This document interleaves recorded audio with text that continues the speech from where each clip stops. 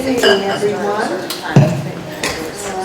I'd like to welcome you all to the Town of Rhinebeck Planning Board meeting for Monday, December 4th.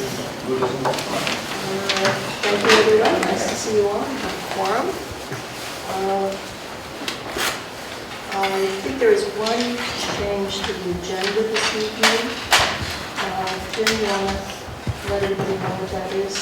Yeah, we received a request for a timeline extension for David Alexander, which is a subdivision we reviewed a while ago. We can't do another extension of that request, but we can do a reapproval and start the clock again. It's really just a paperwork issue. He's working with the land trust on some issues, I believe. So I'm just going to ask at the end of the meeting if we can do a reapproval on that when we're setting the clock. Otherwise, nothing changes. It's a subdivision, just a line on the ground, so kind of map, so really no issues. Okay, other than that, I don't know the changes. We have received Jim's meeting notes. Any comments? Have a motion to accept them, please? So moved. Thank you, Sharon. Second? Second, Sean. Thanks, Sean. All in favor? Aye. Opposed? Abstention? Motion carries. You received the November 20th minutes in draft form. Are there any corrections or additions? Motion, please. So moved. All those in favor? Aye. Opposed? Motion carries. Any correspondence and announcements? I have none? All right, so let's begin this evening with new applications. The first for this evening is Quizziker, 365 Browncliff Road, site plan and special use permit renovation to a two-family residence. Good evening, Warren.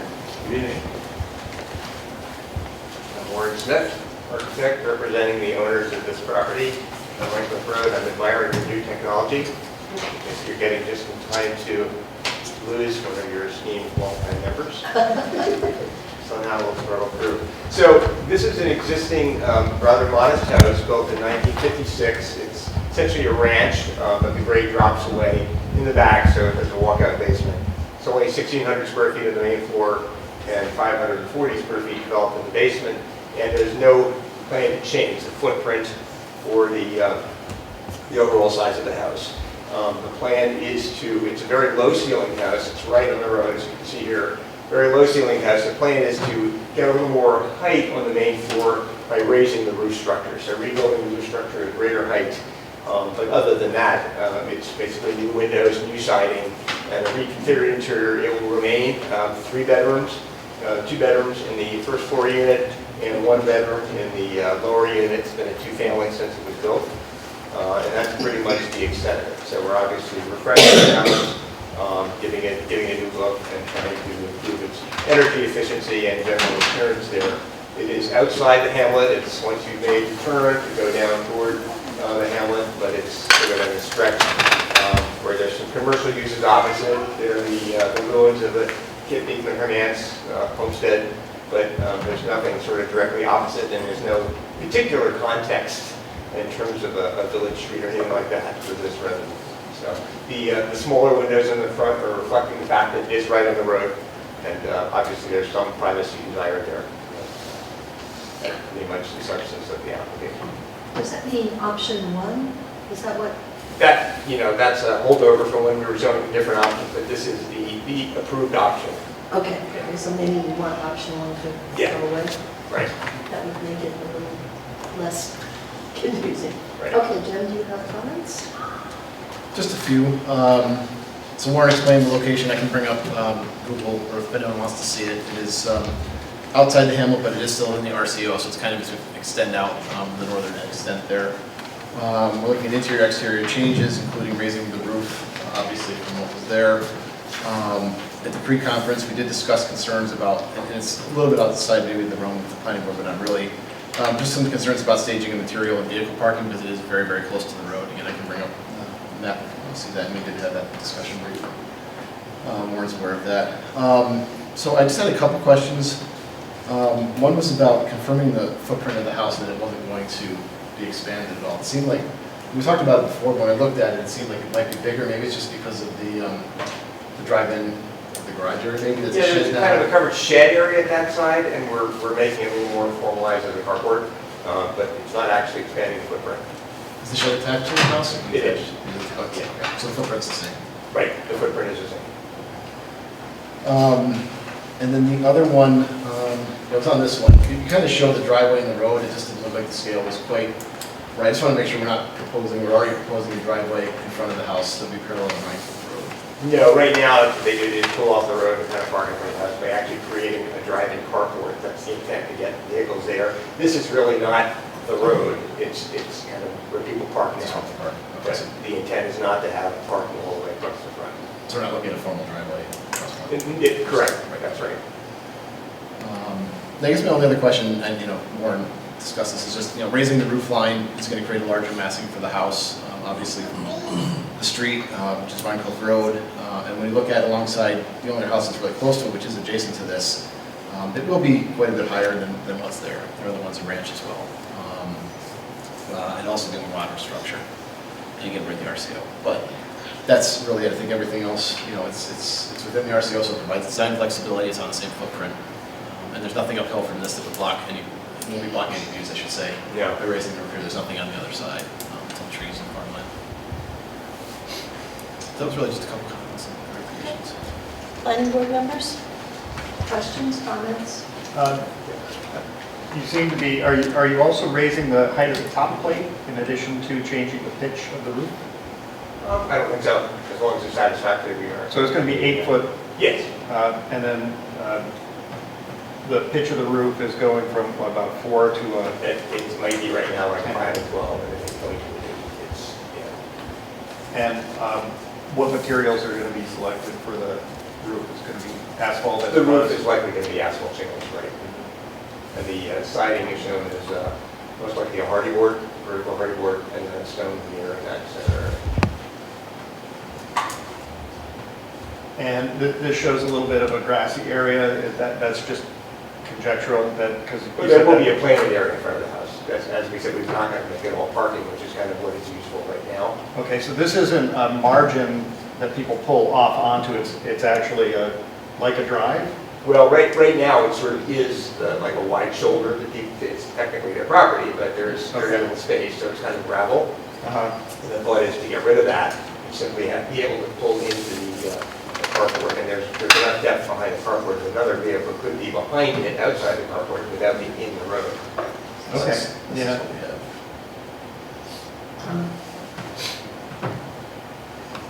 Yeah, you can see that it's just gravel, that, Mhm. over time, people just pulled off the road, that's kind of how they park it.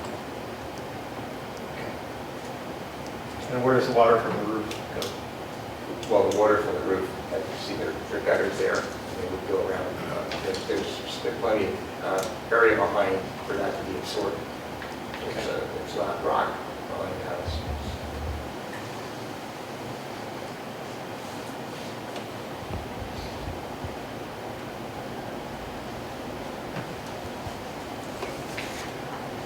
Other planning board members? Questions, comments at this time? Okay, I believe we have a procedural resolution.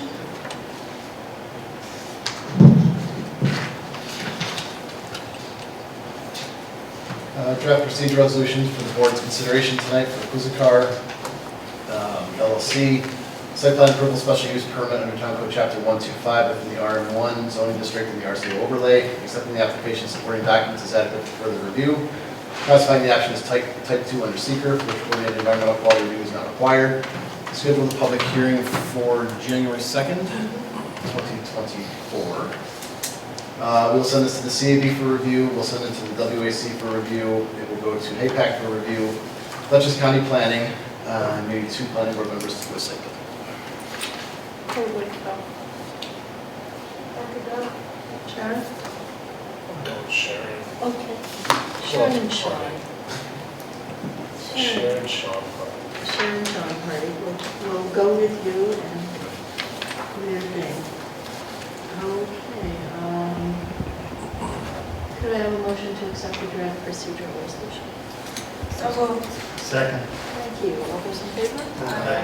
Opposed? Abstention? Motion carries. The second new application scheduled for this evening, thank you, Warren, Thank you.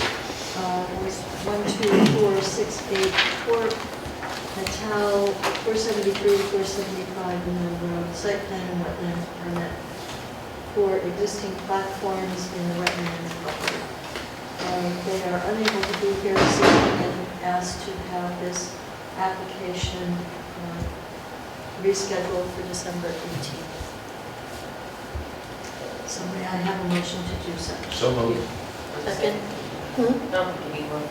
You don't, to reschedule? No, because they're just not going to be on. Okay, that's fine. Well, we still have 5 minutes now before the 6:15 opening of public hearing, so perhaps we want to move it. Why don't we do Alexandria now?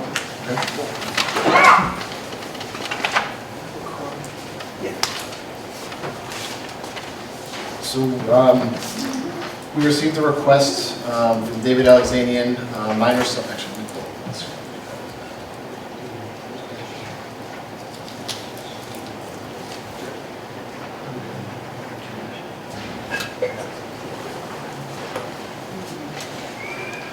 This was a minor subdivision off of Old Albany Post Road. This is Old Albany Post Road here, and if you remember, we're subdividing off lots in the back here, and then the rest of the land is going to be given to, I believe, Winnipeg Land Trust under conservation easement. I guess that effort is still underway. There are a couple I's to dot and T's to cross. And their approval extension expires tomorrow. And they can't give any more extensions on this. So it is a timeline request, but we can't do a timeline extension request per se. So I was proposing that the planning board consider, as we've done before, reapproving the application.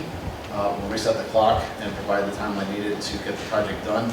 Let me see.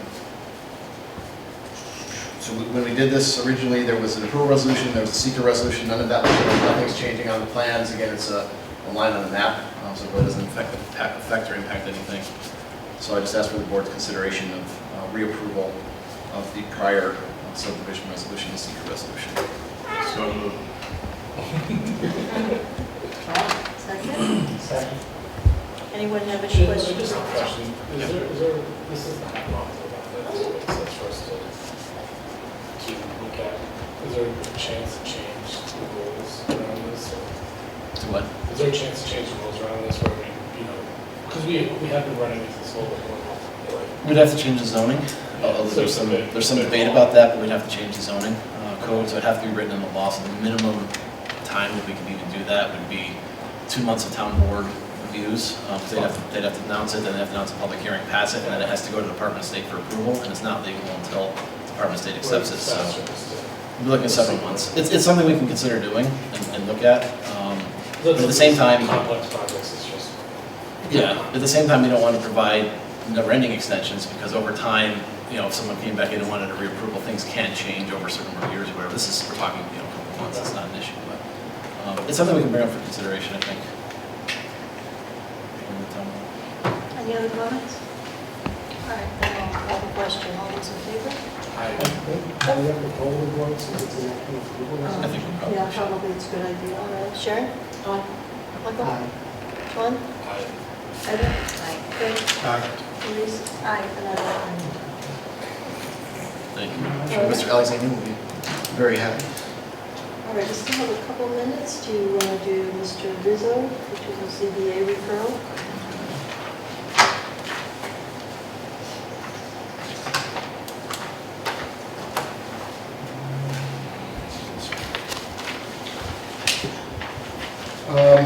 So Mr. Rizzo has a property, and I've talked with Brian Tam, the zoning administrator, about this quite a bit. He has a property located along the southern extent of Wurtemberg Road and Route 9. It is not historic. There actually isn't anything historic around it per se. There's an existing barn on the property, and he wants to add a small residential component to the side of the barn. So where the barn ends here, this would be the residential component of it, which would then become the principal use on the lot. So in order to do that, we're kind of fixing an existing issue that exists with the way the land is used right now. he's looking to, by adding that on, that becoming the principal use, what that does then is make the barn itself the garage, and the garage is larger than what would be the principal use, so he needs to go to the zoning board of appeals for a variance to allow the garage to be larger than the principal use. Really, it's kind of fixing an issue that's there, the zoning administrator seems to be okay with it. So it's a referral from the ZBA for any comments you may have. I thought that, again, talking with the zoning administrator, there really weren't any issues. It could just be pushed to the ZBA for their consideration. So my recommendation was that the planning board, upon referral by the zoning board of appeals for the application by Peter Rizzo for the construction of a residential space attached to an existing barn, find the requested variance raises no significant planning or environmental concerns, and recommend that the ZBA rely on its own study of the facts in deciding the application in accordance with chapter 125. I actually saw this in the ZBA, it's not really a historic structure, or anything like that. I don't see any issues with it. Anyone else? Are there any other issues on the site where, like is it an agricultural site where this was, a barn that's changing use to a residence or? My understanding is to just use it as a garage. The garage itself is not a permitted use alone on the site, so doing this will in effect make this a legal use now. Okay, so it's not like there are other accessory buildings or? No, it's just the barn and we'd be adding on the space on the side.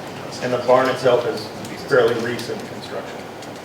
Yeah, there's some question about how to connect the two, but that's the building department. And the owner.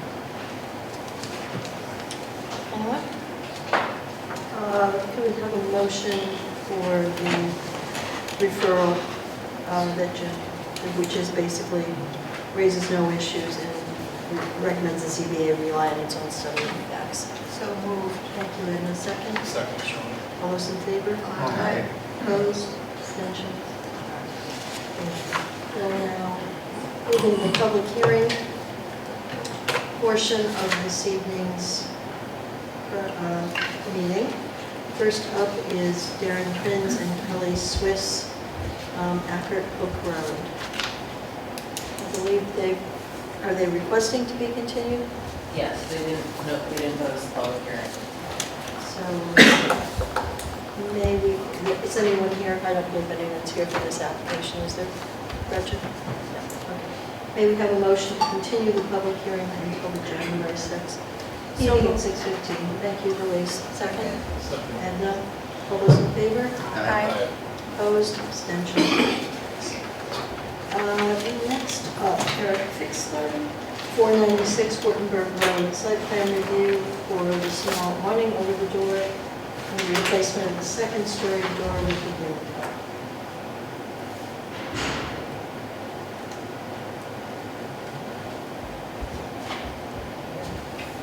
No one's here this evening? All right, well, I'll move on and we'll circle back should they arrive. The third public hearing scheduled for this evening is Colby Zito and Allison Reagan, 310 Sapasco Lake Drive, site plan review and wetlands permit for an addition. Come on up and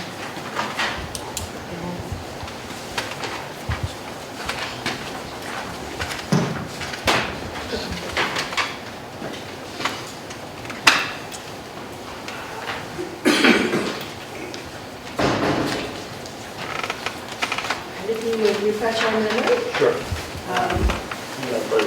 Let me know if you need the mic so I can come to the... There's a laser pointer. There we go. Little slash second button. There we go. All right. Thank you. Thank you for having us. They're representing Allison Reagan and Toby Zito. Toby is here, her daughter. And we were here last month talking about this addition to an existing residence. We are in Sapasco Lake Road. Just go in on this side. The road is down here, Sapasco Lake Road. The lake is over here. Our property is about a half acre. It's kind of wedged on the side, and we are adjacent to the lake's wetlands. The wetlands were flagged in August, surveyed in September. over here. This is a 100-foot buffer line. And when you superimpose that with the setbacks, the zoning setbacks, we're doing it with this little wedge where it's only kind of clear line. We're looking to have an addition, a single-story addition with a bedroom and some bathrooms, a laundry room. It's about a small porch. This adds up to 730 square feet. Since we were at the last meeting, there was a request to move the gas tanks and the AC units that we were proposing to relocate to over here. Since then, we've moved the AC units to here, and the homeowner has reconsidered the thought of reusing the propane system, and they're going to move to a heat pump system, so it'll be completely electrical. So that means that the gas tank will be abandoned, to be removed altogether, and the whole system will be upgraded. So the gas tanks are to be removed altogether. Right now they're here, so those will be gone, and we're locating the new heat pumps along the side property line, but out of the buffer. The other comment was concern about expanding the driveway. The homeowners decided to not expand the driveway, not the case, and they will just maintain it as is. So this shows the existing footprint. And maybe the last request was to indicate a proposal for a silt fence reconstruction that was added to the site plan. It's shown here. These dotted or fence lines that line below us. Obviously something that is negotiable to the board. And I think those are requests to submit a certification of the flagging. We submitted the paperwork. Couple. Maybe whatever we will. Sure. Is there anything else you have to go over? No, so I think everything's generally been covered. We did get the updated plans. They do relocate the utilities, remove some propane tanks. So that's all out of the wetland buffer, which is what we'd asked for, probably asked for, which is great. Changing the fuel type to electric, I think it's great in all the conversations we're having nowadays. The driveway expansion area has been removed, so we won't be looking at any additional impervious or even stone there. The silt fence was added, and the wetland delineation confirmation was given. The one thing I've noticed since I sent you the memo, Barbara, is that the heat pump location is actually leaving the front yard setback, which it can't be without a variance. Oh, So when we talked about moving the tanks out, I just wanted the tanks out of the wetland area. Usually we'll see these units, up against the edge of the house, the side of the house. Right. So the other comment I'd have is that if we're going to move forward, we might just want to make a condition that those be moved back. So you prefer that, so you're fine with the AC units within, because you're fine with it? It was mostly the issue of a propane tank. Got it, I understand, That was yes. the concern that was. Yeah. I see. So I thought you were requesting to move forward. We can move them back, that's. So in terms of the discussion, just something to consider. I think they should be moved, at least so that they're not in the front yard setback. Otherwise, we would require variance. Sharon and Michael did the site visit. Would you like to report? No, the computer company is Well, since there was no dog to distract me, I actually did look over the property. I think they're building it the best place they can in this lot. It's a large lot for the Pasco Village area. And as you can see, there's a fairly steep decline down to the wetland from the actual cul-de-sac and whatnot. And so the silt fence there I think would be quite adequate for anything to get it down there. They are moving the propane tanks out. They're going all electric, so the propane will no longer be necessary. The layout of the yard is actually quite nice. It fits right in where they want to put it. There's no way you could put it in this yard. Also given where the well and the septic system is. So I don't think we saw any problems or issues with it. No, we just had a question about the side yard, because it's only 20 foot to the property line, but Jim said that this property is within, it's allowed. Yeah, we confirmed that. I think that came up in the very first review, we confirmed that the setbacks were correct.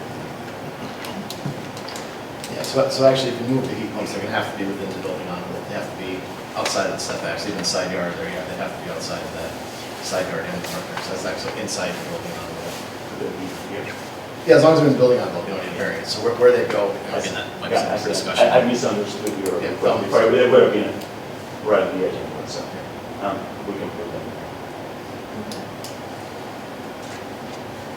Questions, comments from other planning board members? No, I was going to ask if there was any kind of an enclosure around the heat pumps, but if you do move them to the back, it's kind of a Right. moot point. Right, that'll be, that's, this is very deep in the property, and this, lot is, it's not developed, there's no, somebody owns, but there's no house or. Is there anyone here from the public? Yes, sir. Could you My name's Carl Paris, it's Pasco Lake Road, which is the property just to the left. And I see no issues with this, support the planning as it's explained. I was very happy that the planning board asked for the silt fence. That's why I came. I wanted to make sure that whoever does the construction and the excavation doesn't view the swamp as a place to push refuse. So that's it. Thank you for your comments. Anyone else? If not, could I have a motion to close the public hearing? So moved. Second? Thank you, Michael and Sharon. All those in favor? Aye. Opposed? Abstention. Jim, you have a draft approval resolution? I do, I'm going to make a slight edit to it as we go.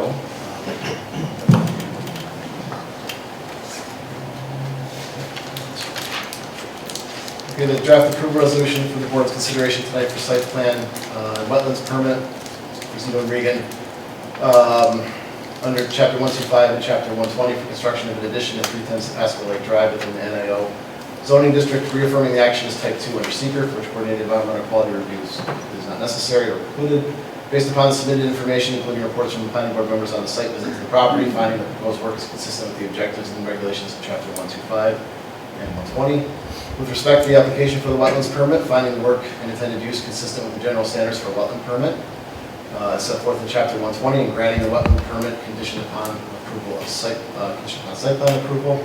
With respect to the application for site plan approval, finding the proposed work and intended use consistent with Town Code chapter 125, and approving the application inclusive of the site plan dated November 22nd, 2023. I'll double check that date. And then the new addition that I'll have in there is that we'll condition this on the placement of the heat pumps being located along structure within the building envelope.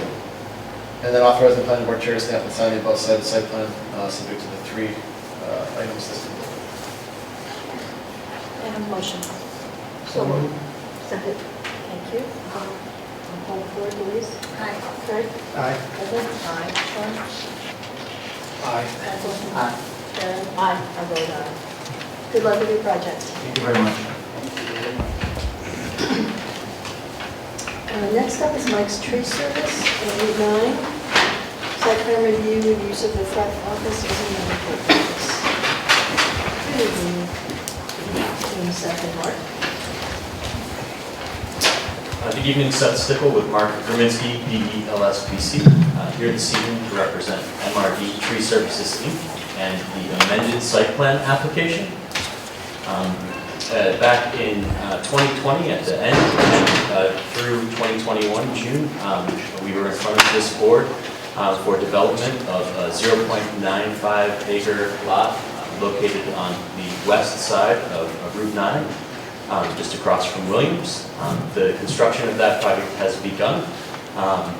The change here this evening, when it was originally approved, Mike's Tree Service was a business service not listed elsewhere, and we also obtained approval for a leasable rental space for a business or professional office. The amendment that we're asking for is an amendment for a medical office for a chiropractor.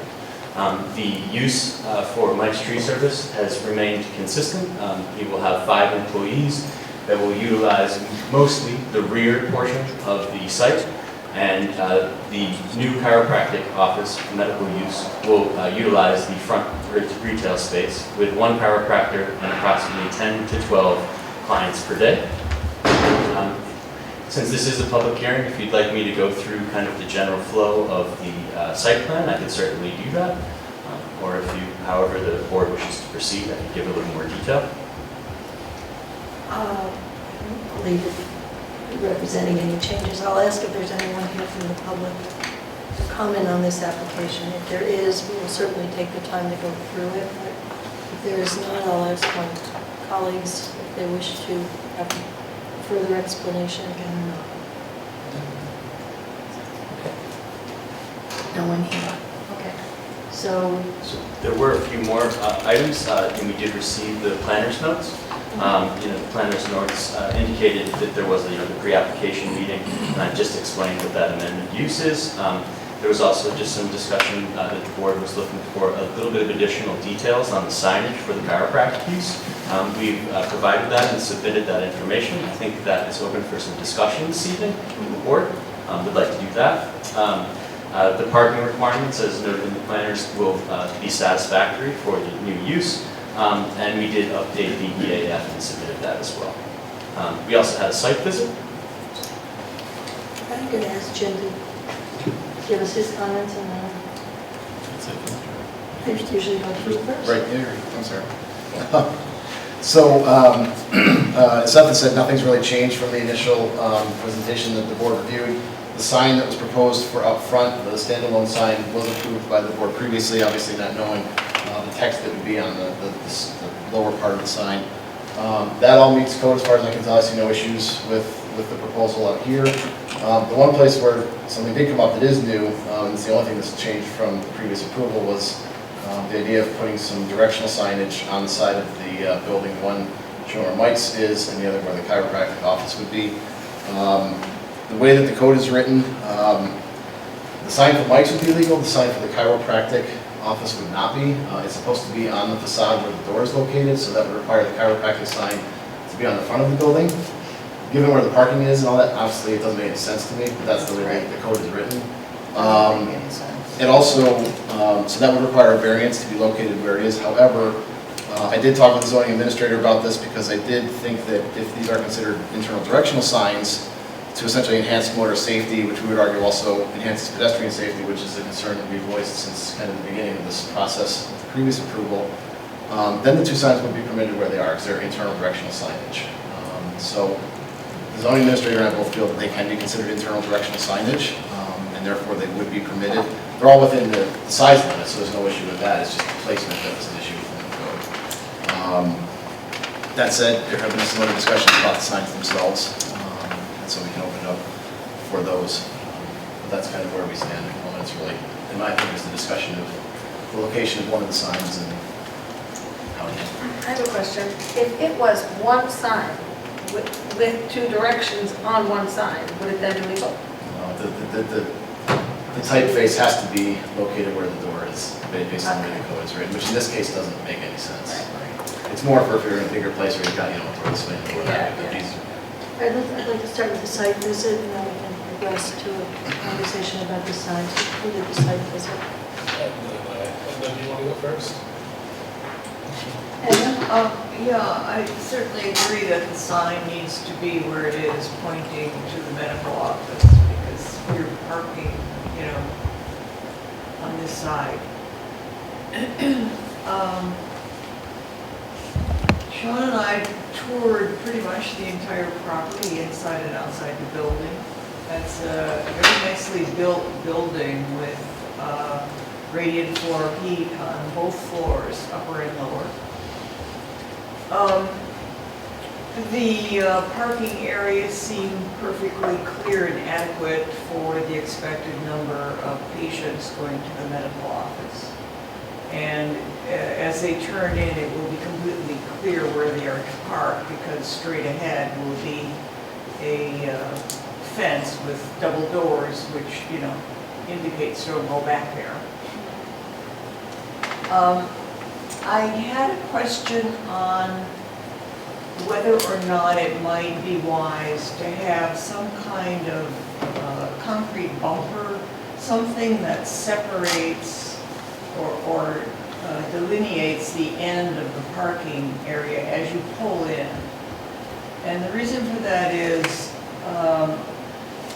as you pull in front of you will be a planting area, but it's not terribly large.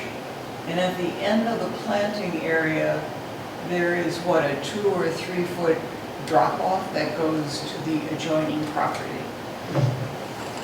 So it seemed to me that it might be smart to have, you know, the typical concrete bumper that tells you this is the end of where you should park here.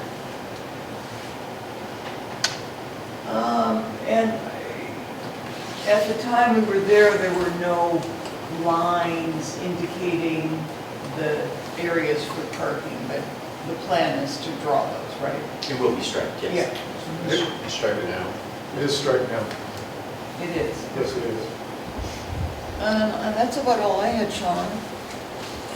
Not much to add. I did go by the other day. I saw the striping was done.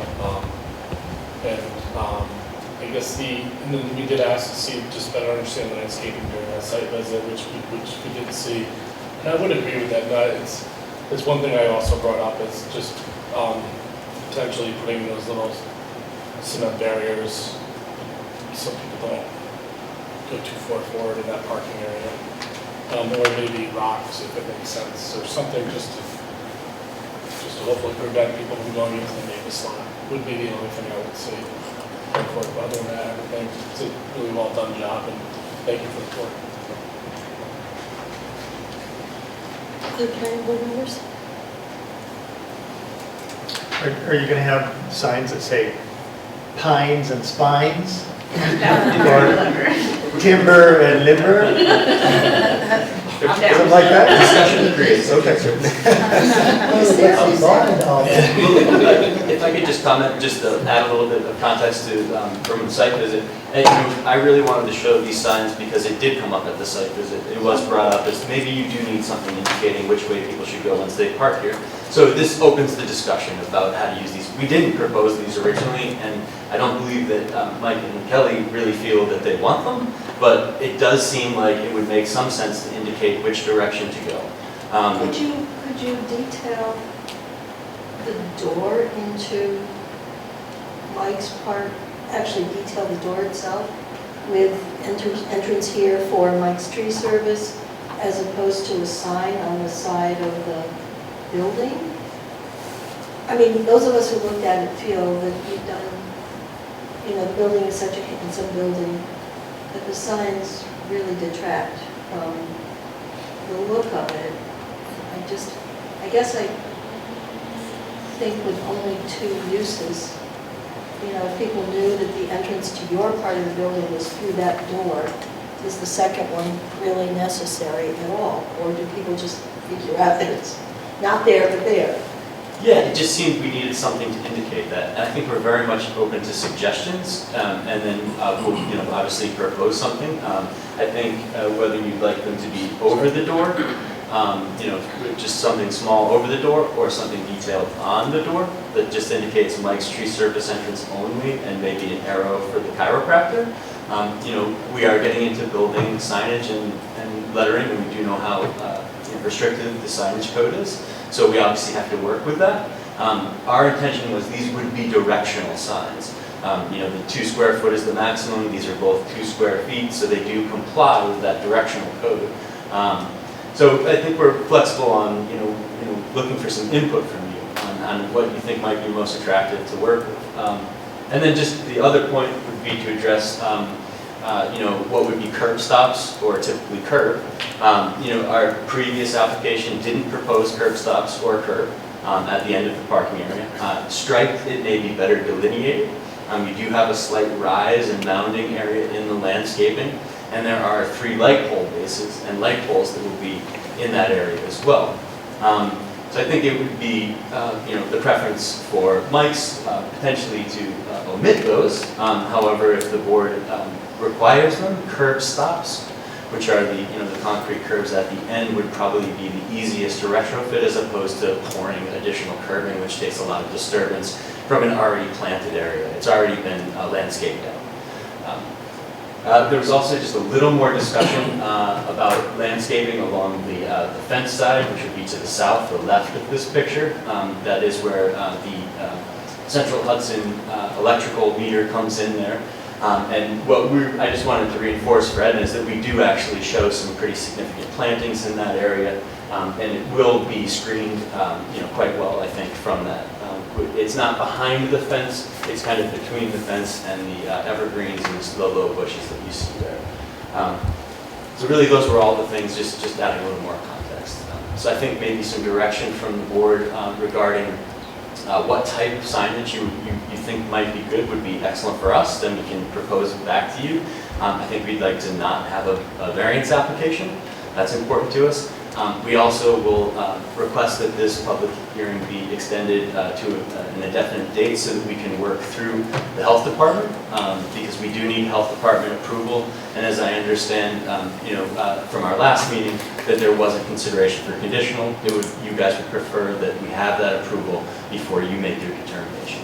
So we do have a little bit of time to work through that signage. Do you want it to be, you mentioned continue to an undetermined date? I think Do that as opposed to January 2nd? I think we would need maybe just a little bit more time. Well, we'll get to that when we do the resolution.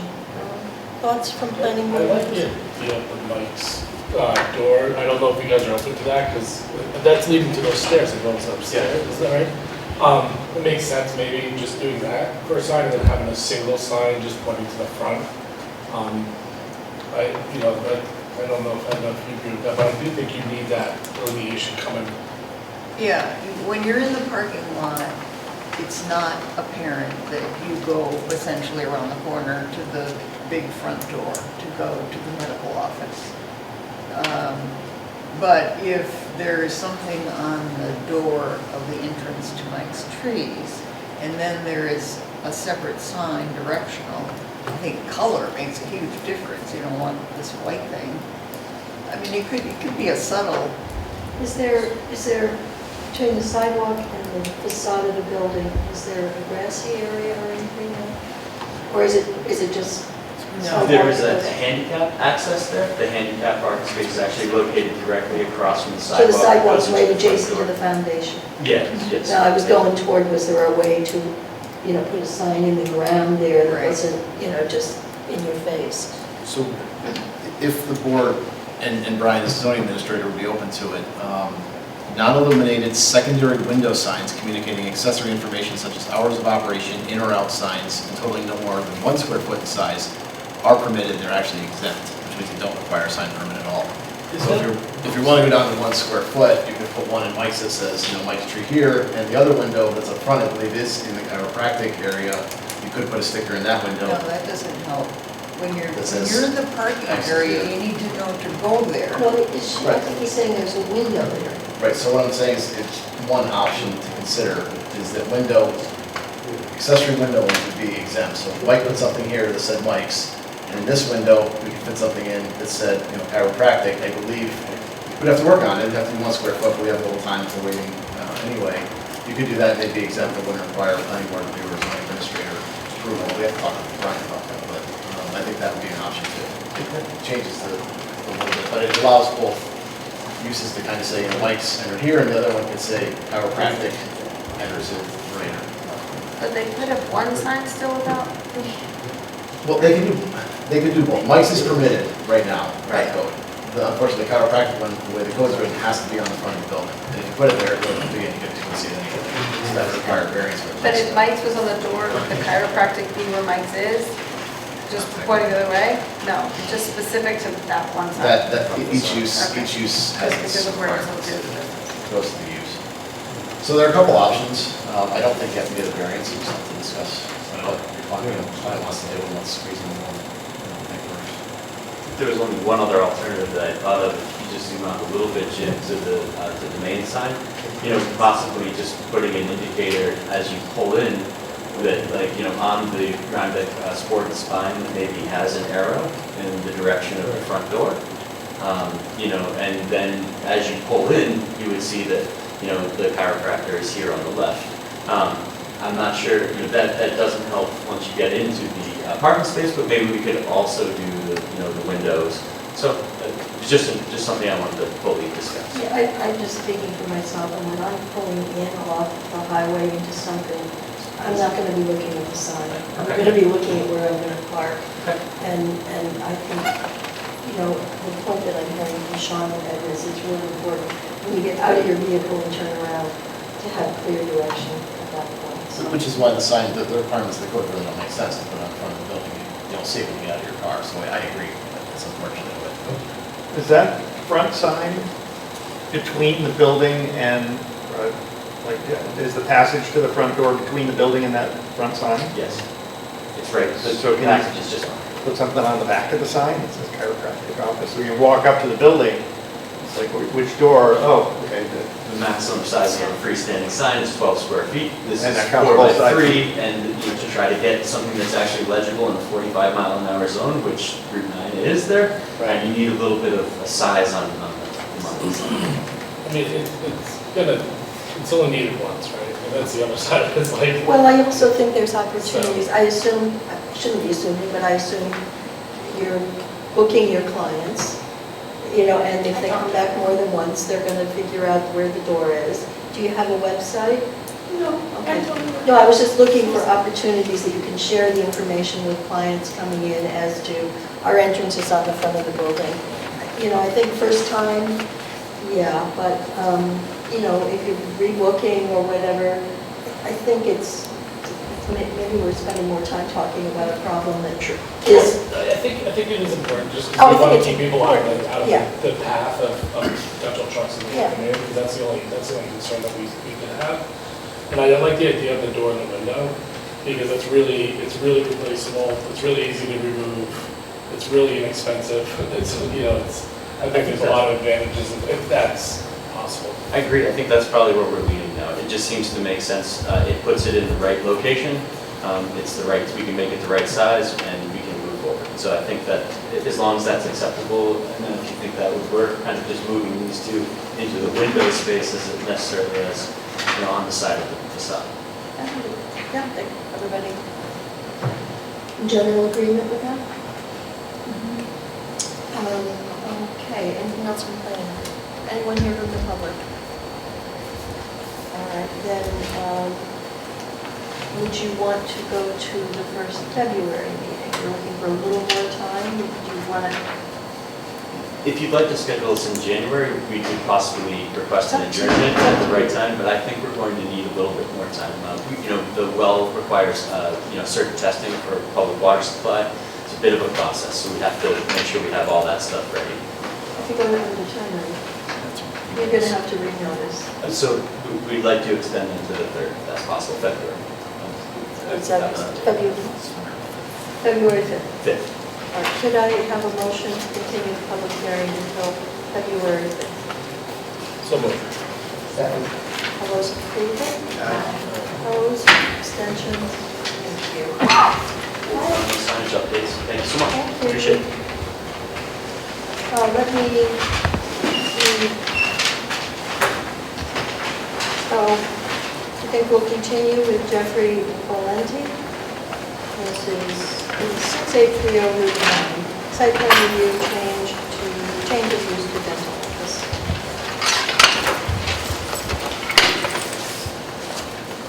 Good evening.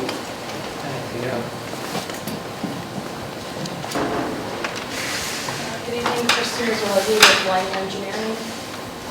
So it's the existing country building that we're looking to convert into dental and slash oral surgery and a medical office. Tenant, which is to be determined at a future date, but that's what we're looking to propose. We did reach out to the DOT and provided a copy to the board that they have no issue with us reusing the existing driveway entrance. There's no modifications that need to be done to the entrance. It meets all their standards. We are proposing to do the meadow mix in the wetland as we had discussed, but doing a drill seeding method to keep the limited disturbance under the 1/10 of an acre, which would enhance the wetlands back to its original unmowed condition. We did show updated parking calculations where we relocated the 2 ADA spaces down towards the the dental office, and we are banking about 27 parking spaces. So the only parking shown on the plan is what's required for the dental office at this time. We received comments back from the health department late Friday afternoon, so we're working on addressing those. They had no issues with us putting, we can forward a copy to the board for their records of the comments. They had no issues with the septic system being under the parking area. There was some comments that we can't take a reduction, which we're working through and making some adjustments to the length of the septic system based upon those comments. But generally, it's still staying in the same location that we're showing on the plans. We're going to do testing for the public water supply because based on the number of customers that are anticipated, it has been indicated that we need to convert the existing well for public water supply. So we're going to run some testing on that and provide those results to the health department. And then we replied to the county comments as well. So we did a comprehensive response back to that.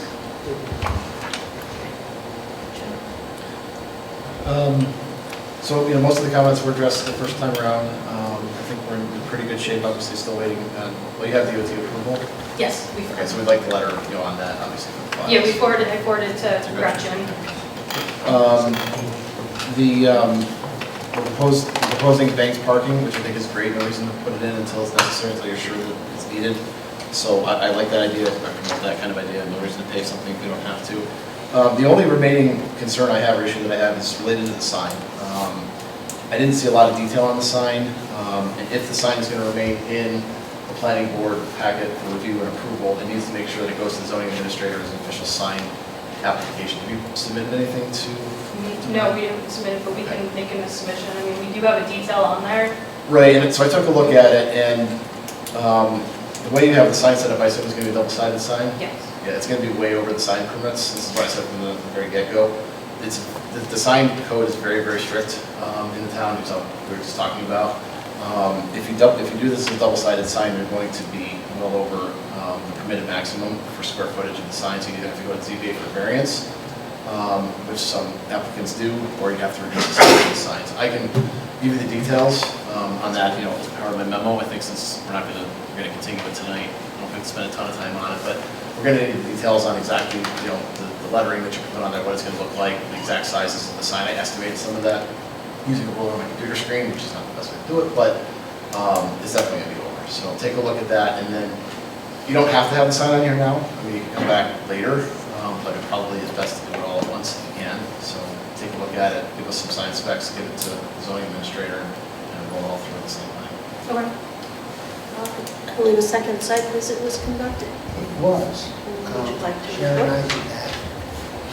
I think it's, the questions that we had, we weren't able to answer. We got inside, we had people that we needed to talk to. I think we got a very thorough review of what they're going to do there. Now they're just going to be looking at this building for medical use, primarily dental, I assume, medical use, rather than for potential for retail, something like that. They can always come back. They have to come back anyway for special use control. I think that simplifies things a little bit for all of us. They showed how they're going to set it up. That makes sense. Different landscaping. We discussed the land banking for the parking, for the septic. I think the questions that we had, we didn't have answered before, have been answered. So I think the only thing that seems to be up in the air now really is the health department in terms of the septic and the water. I don't know if there anything else is still outstanding. Sure. You mentioned not using the well, using public water. The water lines go down that far? No, so it's a private well, so because of the number of customers, the well is still going to be used, but it's going to be considered a public water supply. So there's different testing requirements that we need to do. Okay. Okay, board members.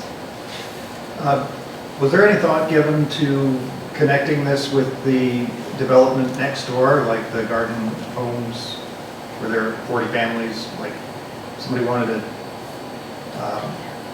avail themselves of the services that are offered by this building, and they lived in garden homes? It seems like they would have to get in their car and drive around. There's no safe place to walk between the two buildings. I mean, it's kind of an isolated little cul-de-sac there. There is no intention of connecting the properties. I believe there are wetlands on the north side too, which is why I've never really, I'm bad with this stuff too, Craig, but there's a lot of wetlands on the north side of the property, which would complicate things. Are they delineated wetlands? They've been delineated and we've discussed, I guess they were discussed previously with the previous But Kevin, it'd be hard to connect the two simply because of the units, the housing is so close together. And I think you would have to do it probably down towards the east side of it. And I think then you're starting to get into wetland areas, things like that, because the property next to Garden Range is, it's soap. And it's a very, very wet area. It's where they have a lot of issues with the sewage disposal system, poor garden homes and that like that. Court hearings in a number of years. Right, but nothing like a sidewalk or a path along the front? I don't know that you really want people walking on Route 9. Well, they do. Yeah, I know they do.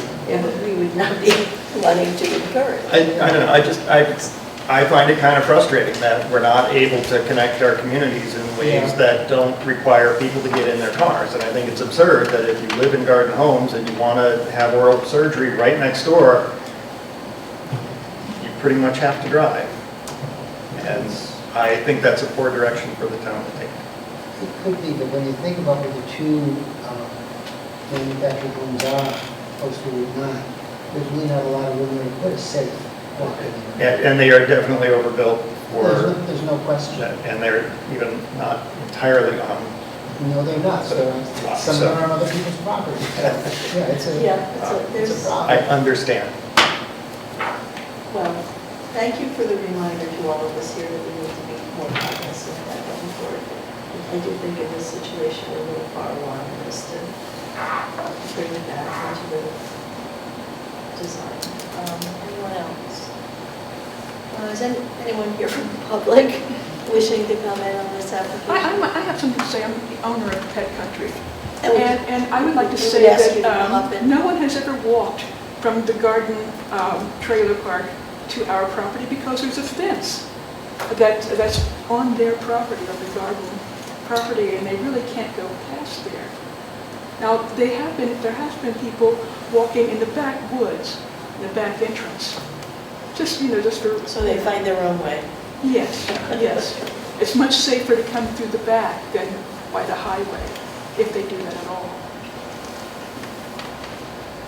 Well, you are the only public here, so I see no point in asking further comment from the public. All right, so we'll ask for a motion to continue the public hearing until January 2nd, and hope that the health department, hope that the new year brings good blessings to all of you from the health department. Yes, that's the intention. The health department provided a very thorough review, so we're hoping to get everything addressed. May I have that So motion? moved. Thank you, Michael, second. Second.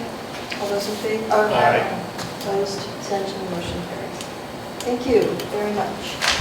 I'm going to circle back. I'm guessing that, huh? Oh, Eric Eric is is here. here, yeah. I'm so sorry for being late. Okay, well, we are circling back to you, Eric, so let me announce that this is the public hearing for Eric 644 Woodford Road, site plan review for a small awning over the door and the replacement of a second-story door with a window.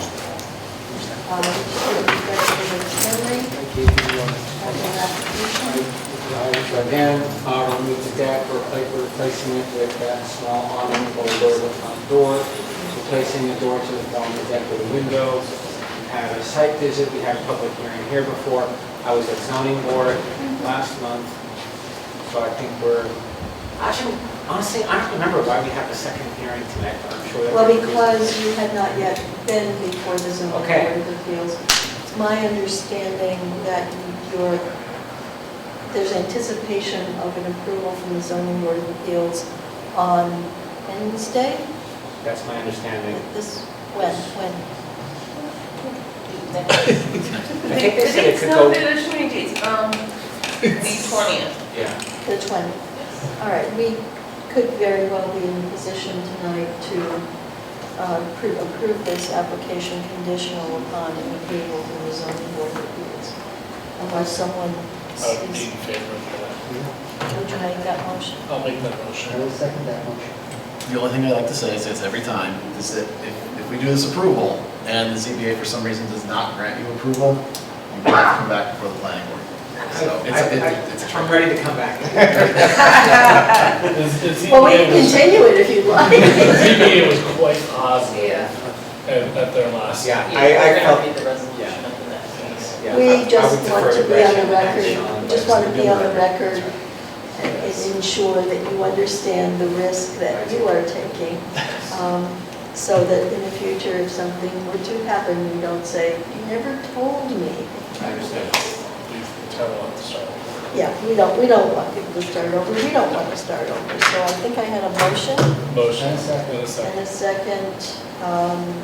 Have we closed the public hearing? No, you did not. Okay, we can have that motion, second to close the public hearing. Let's have that. Okay, you got it. I have a motion and a second to close the public hearing. All those in favor? Aye. Opposed, abstention. Now Sean makes a motion I'll make the motion. to approve conditional upon. Upon ZBA's. Yes, and a second, please. Second. I'll poll the board. Sharon? Aye. Michael? Aye. Sean? Aye. Liz? Aye. Craig? Aye. Evan? Aye. I vote aye. Good luck. Thank you. And the last order of business this evening is CBA referral on Ruby's signs.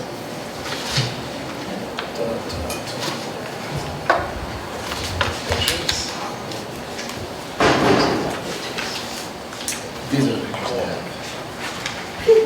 So, the zoning board of appeals has been reviewing the Ruby sign application for some time now.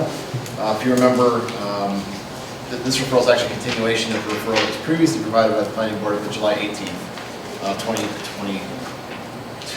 Is that right? Yeah, that is right. A year. Scary. Over a year.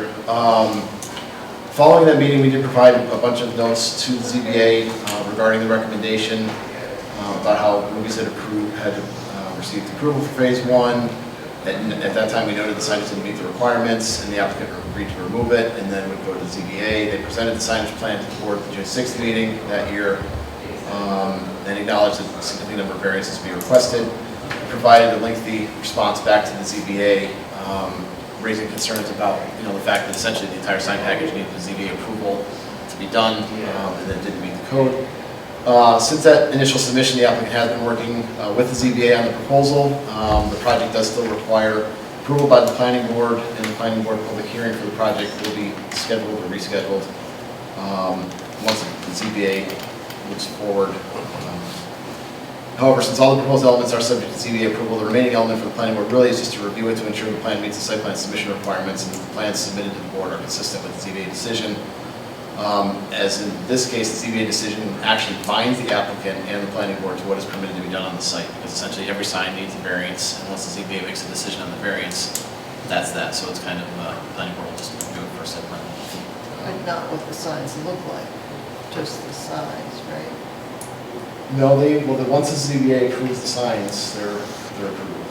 Is that right? The ZBA is a legal board, so their legal decision will decide once they say that's okay, that's what it looks like. So if someone here had concerns about what they look like, This would be the time to this would be voice. the time to voice those concerns. So my recommendation back was to essentially provide a pared down version of the prior referral. We already voiced concerns about it, kind of, all the variances that were necessary. Essentially stating that the planning board, upon referral by the ZBA of the application by Ruby's for variances from 6 sections of the sign code and 1 section of the lighting code that are required to install the sign package. Find that while there's still concerns related to the number of variances requested, as noted previously, the board acknowledges the current code is likely inadequate to address the signage needs for such a use in the location, and thus recommend the ZBA rely on its own study of the facts and decide the application in accordance with Town Code Chapter 125, including consideration of neighboring property owners. By all means, we can add any other comments to that that you feel are appropriate.